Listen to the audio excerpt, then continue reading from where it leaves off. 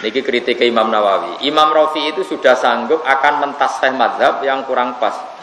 Ya maksudnya sanggup itu ya kalau pas dia ingat, kalau pada ingat ya enggak. Ya itu kan normal. Artinya gini, yang namanya manusia itu kadang yang kata Imam Suyuti as-sokheh itu nanti cara Imam Nawawi tidak sokheh. Jadi nanti kitab ini jadi kitab ya seperti itu. Al-As-Sokh kada, cara Imam siapa? Rafi'i. Terus direvisi sama Imam Nawawi Al-As-Sokh kada. Perlu saya catat ya, Nawawi sampai Rafi'i itu 3 guru. Saya seperti keterangan kemarin ya, Nawawi ke Rafi'i itu 3 guru. Terus Rafi'i ke Imam Ghazali itu sekitar 1 sampai 2. Nah, ini begini saya beri contoh ya. Yang ini contoh ini mesti benernya karena ada di kitab. Orang sujud itu yang penting itu watul jabah. Sehingga definisi sujud itu apa? Watul jabah alal ardi. Ya sudah, kalau watul jabah alal ardi berarti sudah sujud, sudah sah. Kata Imam Rafi'i itu al-asokh. Ya, saya ulang lagi. Kata Imam Rafi'i al-asokh. Terus Imam Nawawi mengkritik itu. Al-asokh adalah sujud itu bisab'ati al-dhum yang melibatkan 7 anggota, yaitu al-jabhah, wal yaden, warubaten, wal qadamain. Ya, jabhah, yaden, 2 lutut, wal qadamain. Nah, itu perdebatan 2 ulama besar. Tentu para penggemarnya, orang yang Rafi'i sentris tentu membela Imam Rafi'i. Saya beri contoh misalnya gini.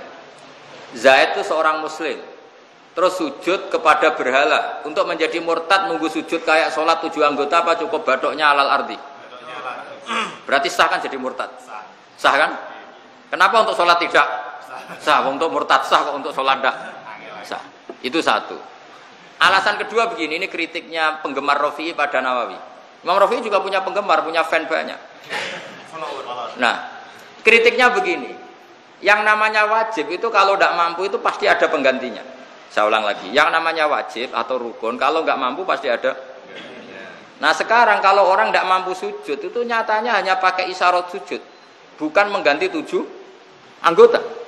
Misalnya ada orang dengan kondisi fisik tertentu, dia sujud sudah tidak bisa watul jabah alal ardi karena misalnya terjepit uratnya atau sudah sepuh sekali. Itu dia sujud kan cukup jabahnya itu akhfadho, misalnya lebih rendah. Jadi misalnya pas berdiri, misalnya ada orang bungkuk berdiri sudah gini. Kalau rukuk usahakan lebih pendek. Kalau sujud sangat pendek. Butuh itu ada bedanya antara saat berdiri, saat rukuk, saat sujud. Saya ulang lagi ya. Ada orang yang sudah kudiro bongkok ya. Kalau rukuk gimana? Lebih pendek. Kalau sujud lebih pendek lagi. Andai kan 7 anggota itu wajib semua, maka pembongkokan ini harus 7 kali sebagai pengganti untuk 7 tadi.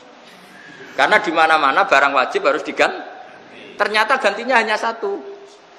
Ya kalau penggantinya hanya 1 berarti yang wajib dalam sujud ya hanya 1, yaitu watul jabah alal ardi. Itu pikirannya Imam siapa? Rafi'i dan para penggemar.